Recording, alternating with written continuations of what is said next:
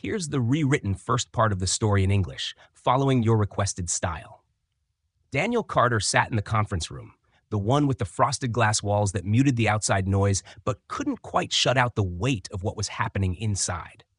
Across from him sat two people, a woman from HR, her name irrelevant, and Scott Reynolds, the man he had once mentored, the man who had, just months ago, been his junior, the man who now had the authority to do what he was about to do. Scott slid a folder across the table. "We're restructuring," he said, as if that explained everything. This was a tough decision, but the company is moving in a new direction. Daniel didn't bother opening the folder.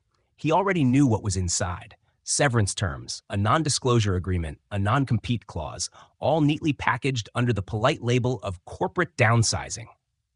Scott kept talking, throwing out phrases like difficult choices and new leadership vision. But none of it mattered. Daniel had built this company's backbone. He had designed the architecture that powered every major product they sold. He had worked late nights, early mornings, missed birthdays, vacations. 15-hour days had been his norm, and now all of it was being pushed aside with a manila folder and an HR rep who wouldn't even make eye contact. "We're confident you'll land on your feet," Scott said, his tone the kind that people use when they know they've won.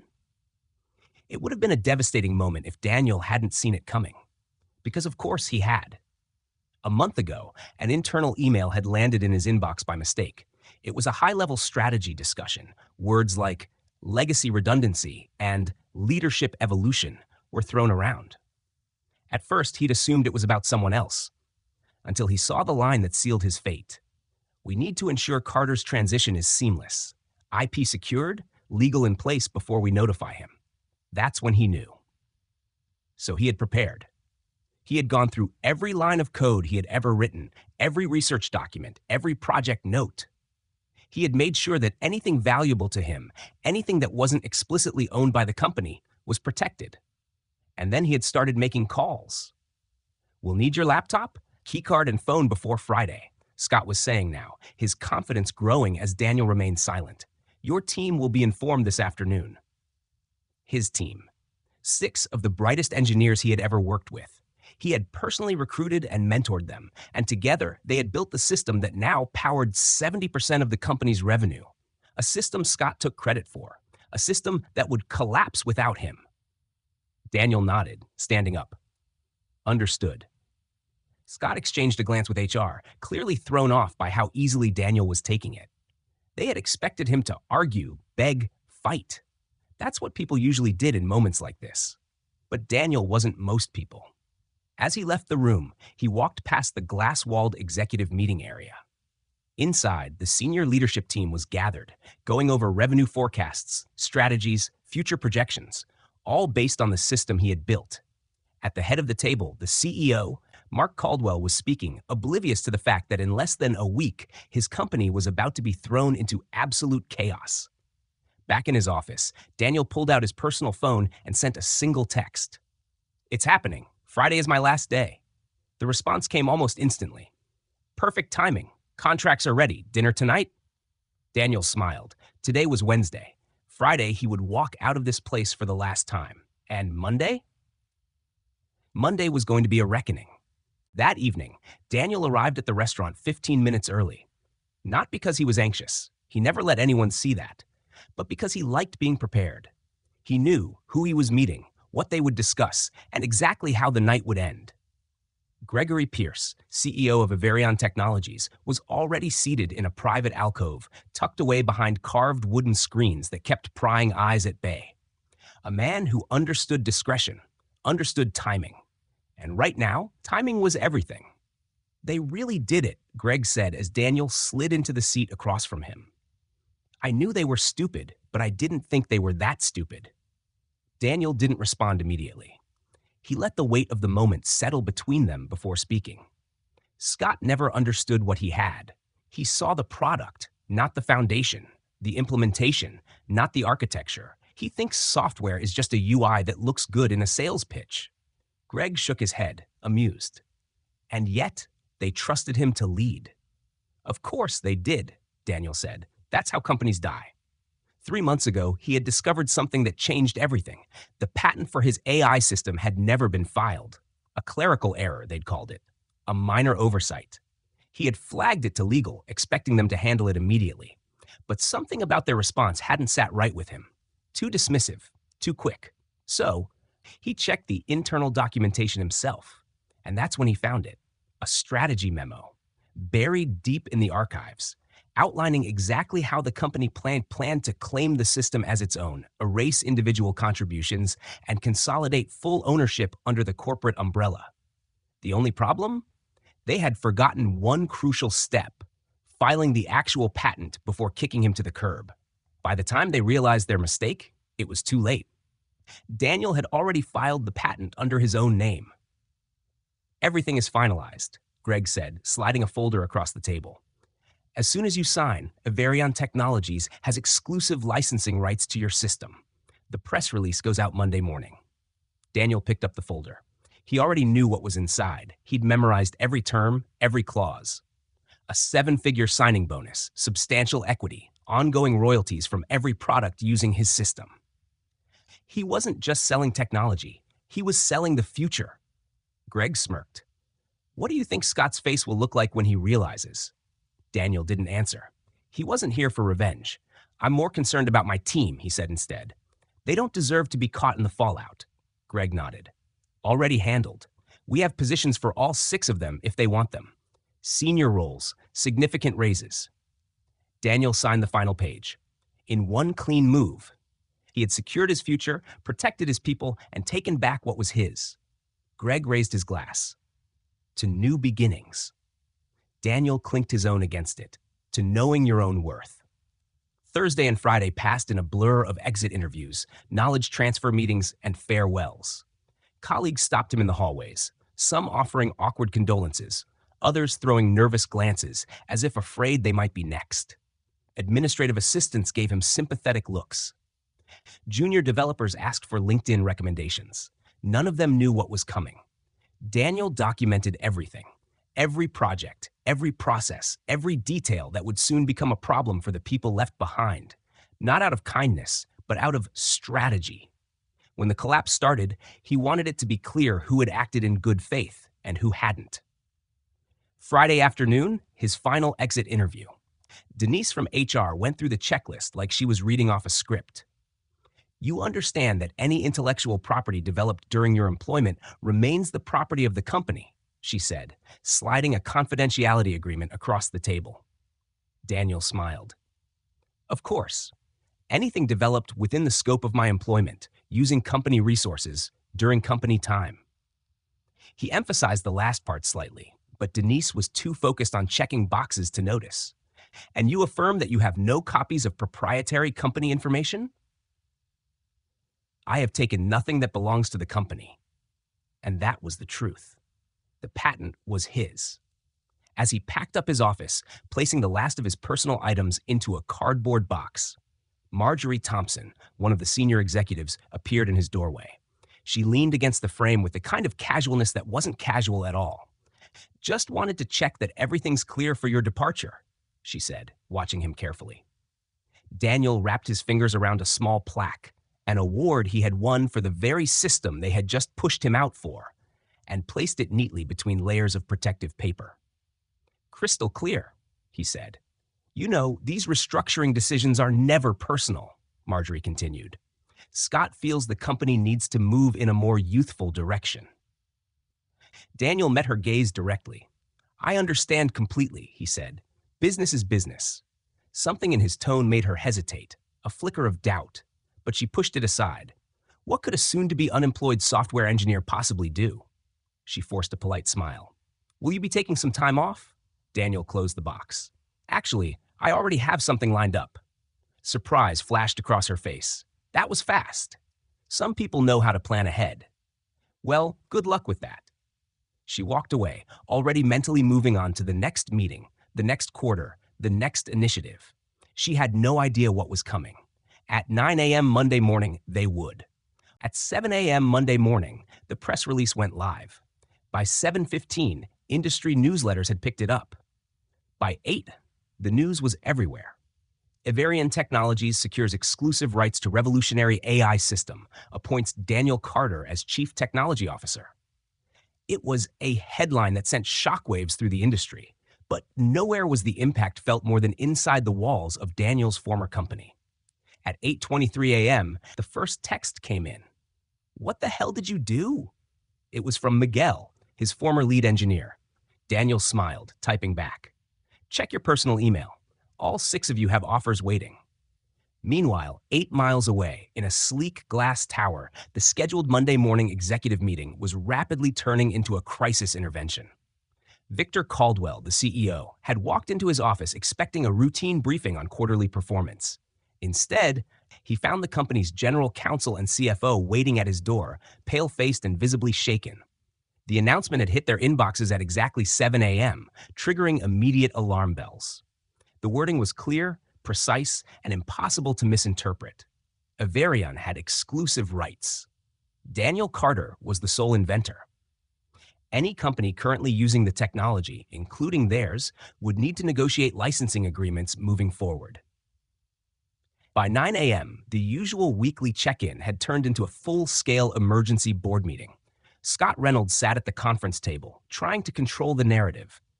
"This is just posturing," he argued. "Daniel developed that system while he was here. Our legal team just needs to."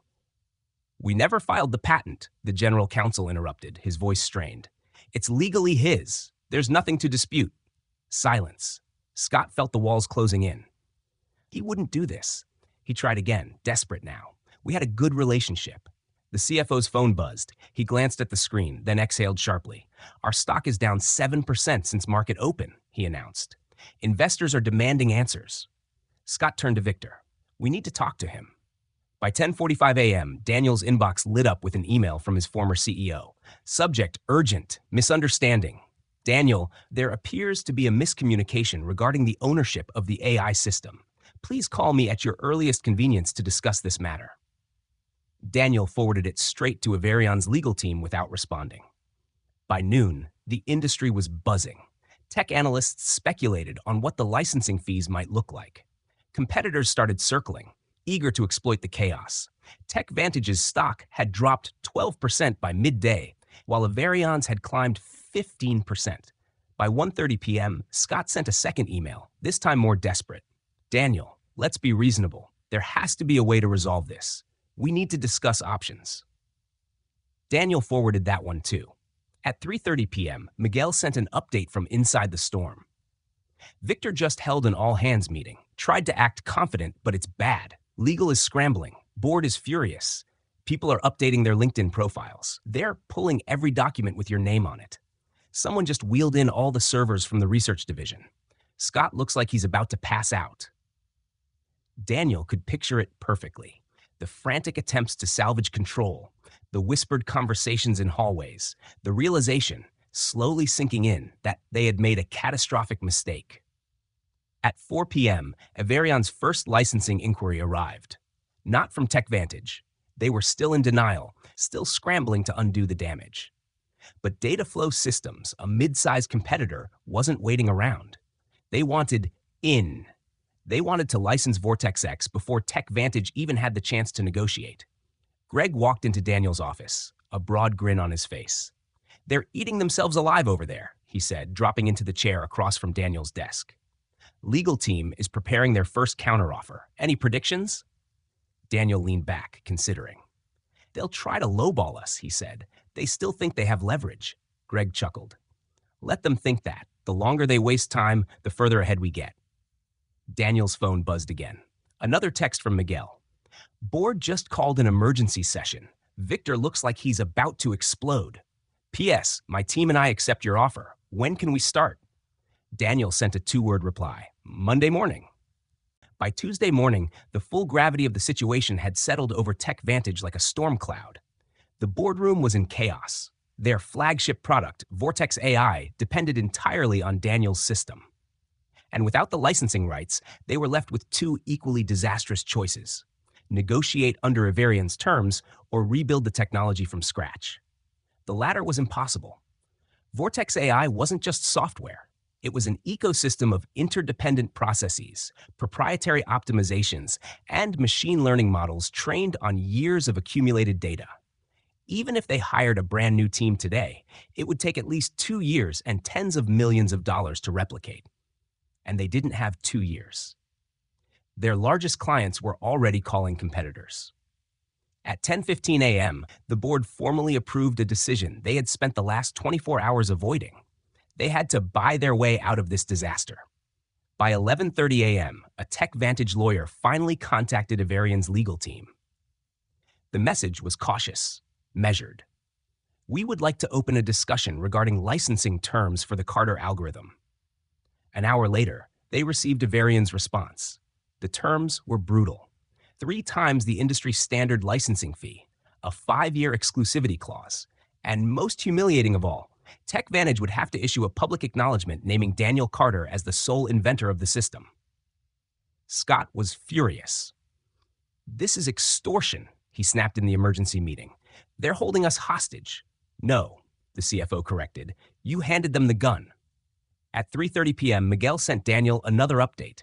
Victor just addressed the company. He tried to sound confident, but it's clear he knows they're screwed. People are already jumping ship. Marjorie looks like she's about to cry. Scott isn't talking. At 4:45 p.m., TechVantage's largest client, Grayson Financial Group, announced they were evaluating alternative AI providers. By Wednesday morning, 2 more clients followed. And then the press got involved. Tech analysts had been circling the story for days, waiting for cracks to appear. And now they pounced. TechVantage's AI collapse, how a single decision shattered an industry giant. The man they fired now owns their future. Did TechVantage just hand their best technology to a competitor? The stock tanked another 8%. By noon, Daniel received an unexpected call. Denise from HR. He let it go to voicemail. Her message was predictable. "Hi, Daniel. I hope you're doing well. We'd like to discuss the current situation regarding your patent. There may have been a misunderstanding about ownership rights, and Victor was hoping you might be open to a conversation. Please let us know your availability." He forwarded it to Averion's legal team. At 2 p.m., Averion's boardroom was packed. Greg stood at the front, arms folded, watching Daniel as he reviewed the latest licensing inquiries. TechVantage still hadn't responded to their terms, but 2 more major companies had. "They're still in denial," Greg said. "They can't swallow their own mistake." Daniel glanced at the latest numbers. Averion's stock had climbed 8% in the last 2 days. "They'll break soon," Daniel said. "They don't have a choice." At 5:15 p.m., Miguel sent the final message of the day. "Scott's gone. Board forced him to resign. Marjorie too. Victor's barely holding on. There's talk of bringing in an outside CEO to clean this mess up. Also, looks like Denise is reaching out to a lot of former employees, trying to stop the bleeding." Daniel leaned back, taking it all in. In less than a week, the company that had tried to erase him was teetering on the edge of collapse, and they still hadn't seen the worst of it. By Friday morning, TechVantage was in full-blown crisis mode. Their stock had dropped 23% since Monday, triggering panicked calls from investors demanding explanations. The board had officially lost confidence in Victor, and rumors swirled that he was days away from being forced out. Inside the company, the exodus had begun. Miguel sent Daniel a list of key resignations: senior engineers, data scientists, project managers. The people who actually made the company work were leaving in droves. The panic wasn't just internal. TechVantage's biggest clients were getting nervous. They had built entire infrastructures around Vortex AI, and now they weren't sure if the company would even exist in a year. By noon, Daniel got an update from Averion's business development team. 3 major clients from TechVantage have reached out. They want to see demos of Vortex. It was happening faster than even he had expected. At 1:30 p.m., Greg walked into Daniel's office carrying a printed email. This just came in from TechVantage's board. Daniel read it once, then again. They weren't just offering to license the technology anymore. They were offering to buy it outright. Full acquisition, undisclosed sum, complete rights to Vortex. Greg smirked. They think throwing money at the problem will fix it. Daniel tossed the paper onto his desk. They don't get it. They never did. Want to make a counteroffer? Greg asked. Daniel shook his head. No, let them sweat. He knew what they really wanted. It wasn't just about the technology. It was about control. TechVantage needed to undo their mistake. They needed to erase the evidence of what had happened, erase him, so they could pretend this had never been a failure on their part. And Daniel wasn't going to give them that chance. By 3 p.m., TechVantage made a public statement. A generic damage control statement meant to reassure investors. We are actively working to secure long-term partnerships that will ensure the continued growth and success of our AI division. It was corporate speak for we're screwed. Miguel texted shortly after. Victor's out. Board just pushed him to step down voluntarily. Denise is gone too. They're bringing in a new CEO next week. By 5 p.m., Daniel got the email he had been waiting for all week. Richard Donovan, the new interim CEO. His message was different from Victor's. No arrogance, no false confidence. Just 3 short sentences. Daniel, I've been brought in to stabilize TechVantage. We need to have a real conversation. Let me know when you're available. It was the first smart decision they had made all week. Daniel didn't respond right away. He let Richard's email sit in his inbox while he focused on building, because that was the difference between him and them. TechVantage was desperate to repair the past, but Daniel had already moved forward. On Monday morning, he stepped into the Averion boardroom for the first official innovation meeting. His entire former team, Miguel, Lauren, Chase, Ethan, Priya, and Sam, sat at the table, no longer scrambling to prove their worth, no longer working under people who didn't understand them. Here, they had power. They had ownership. They weren't just employees anymore. They were partners in something bigger. And TechVantage knew it. By Wednesday, Richard emailed again. Daniel, I understand that Averion has the upper hand. I won't pretend otherwise, but I need you to understand something. We're not looking to erase what happened. We're looking to fix what's left. Daniel still didn't respond. He didn't need to, because by Thursday, TechVantage had publicly acknowledged him. Not in a half-hearted press statement, not buried in legal jargon, but in a full industry announcement. We want to recognize Daniel Carter as the original inventor of the Carter algorithm and acknowledge the impact of his contributions to our AI division. While our paths have diverged, we remain committed to honoring innovation and those who drive it forward. For the first time, they said his name. And that meant something. Not because he needed validation. He never had. But because somewhere out there, another engineer was watching. Someone like him. Someone sitting in a glass-walled office, listening to a CEO take credit for their work. Someone staring at a manila folder being pushed across the table. And now, that person would know. They would see. They would understand that they weren't disposable. That their ideas mattered. That they weren't just cogs in a machine, waiting to be replaced by someone younger, cheaper, more obedient. They would see that there was another way. That power belonged to those who created, not just those who claimed credit. That real value couldn't be stolen, erased, or reassigned.